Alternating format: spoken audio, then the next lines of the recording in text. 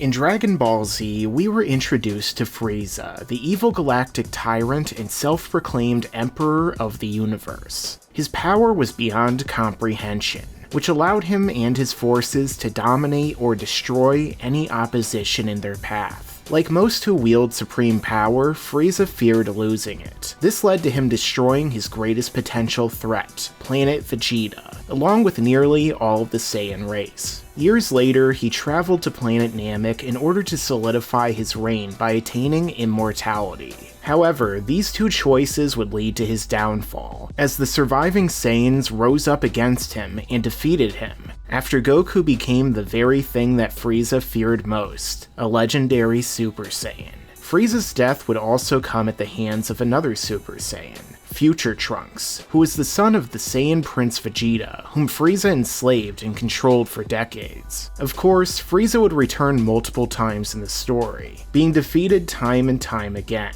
However, what if these events never transpired? Would Frieza still be doomed to failure? And was there any way of avoiding this fate? Well, in this video, I'm going to discuss that. Now, before I get into the video, make sure to subscribe and enable all notifications so that you can see all of my videos and community posts right away when they come out. YouTube has been doing a really bad job of showing my videos to my subscribers for a long time now, so enabling all notifications and making sure to like and share this video out definitely helps the channel, and for more of you guys to actually see my videos when I upload them. Now first, we need to take a look at what transpired before and after Frieza's initial defeat to make this determination. In this scenario, let's say that Frieza was never defeated by Goku on Namek, or even traveled to the planet to begin with. For whatever reason, these events just never transpired, and Frieza had no knowledge of Goku or the Dragon Balls whatsoever. Without encountering Goku, what threats would there be to his reign? Well, first, I think that we should talk about threats that would come from within.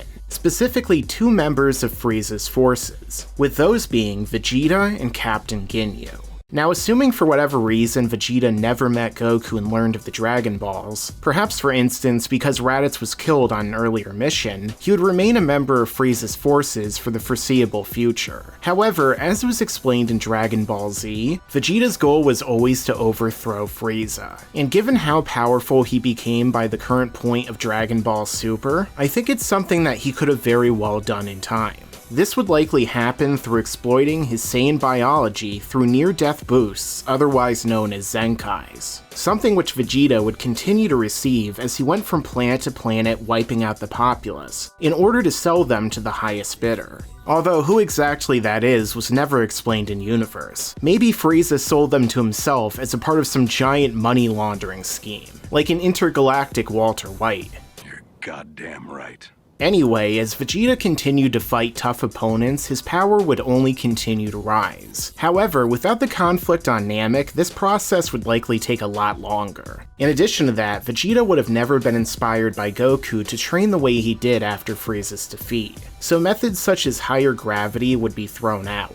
He also wouldn't have any real frame of reference about Super Saiyan, other than the legend, and thus he may have never achieved the form to begin with. Furthermore, it's also possible that Frieza would notice Vegeta's increase in power, perhaps by spying on him through the use of the Scouters. So he may take preemptive measures and dispose of Vegeta to rid himself of a possible threat. So unless Vegeta is powerful enough, or maybe transforms during their fight, chances are that he would die. Captain Ginyu is a much simpler matter, because all it would require is a single technique for him to defeat Frieza and become the ruler of his empire.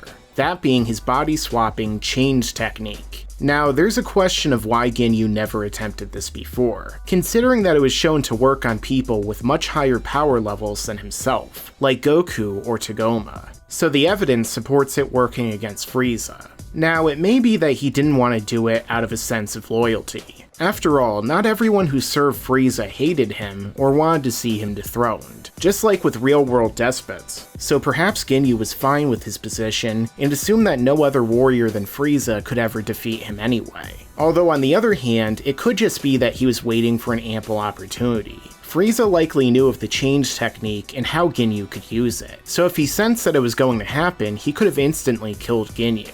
In this case, it may have simply been a matter of time until Ginyu found the best opportunity and seized it, at which point he'd pretty much instantly win. Even if he required time to get used to Frieza's body and figure out his transformations, the power disparity between him and everyone else in Frieza's army would be so big that it wouldn't even matter. But let's assume that these scenarios never played out. The next big threats would be external. The first one that comes to mind is Cell. Now, Dr. Gero was always planning to create the androids in order to get revenge on Goku and conquer the Earth. Without the fight on Namek, Goku's power would have been a fraction of what it was when androids 19 and 20 arrived. Assuming that he received the heart virus on Earth instead of on Yardrat like many fans speculate, he would have likely died just as he did in the original timeline, leaving the androids to defeat the Z-Fighters, who would be even weaker without Vegeta. And without Vegeta hooking up with Bulma, Trunks would never exist and travel back in time,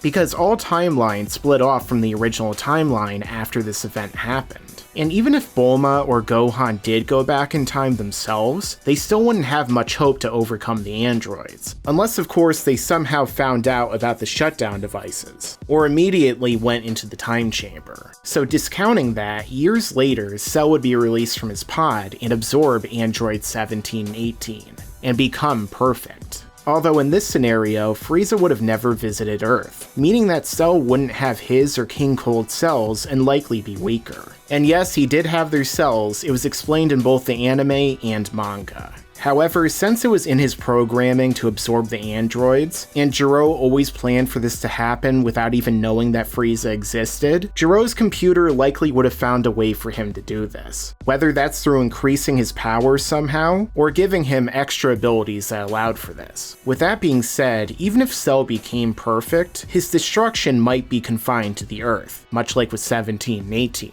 Since without Goku visiting Yardrat or sacrificing himself, Cell wouldn't have the ability to teleport to other planets. He may also be unable to survive in space without Frieza's cells. So unless Frieza travels to Earth for some reason, then Cell likely wouldn't be a factor. The next threats would be Babidi and Deborah. As it was explained by Toriyama, Babidi sought out the most powerful fighters in the universe with evil in their hearts, so it's possible that during his conquest, Frieza would encounter Babidi and be taken over, becoming Majin Frieza. And if Frieza resisted this enslavement much like Vegeta did, then he would be easily defeated by Deborah, unless of course the Majin boost somehow brought Frieza to Resurrection F levels or something. However, even if he never encountered Babidi, it would only be a matter of time until Babidi traveled to Earth and revived Majin Buu, just as he did in the main and future Trunks timelines. And without the Z-Fighters to stop him, Babidi wouldn't have much opposition. The androids or Cell wouldn't be powerful enough to stop him and Deborah, and he could probably just enslave them anyway.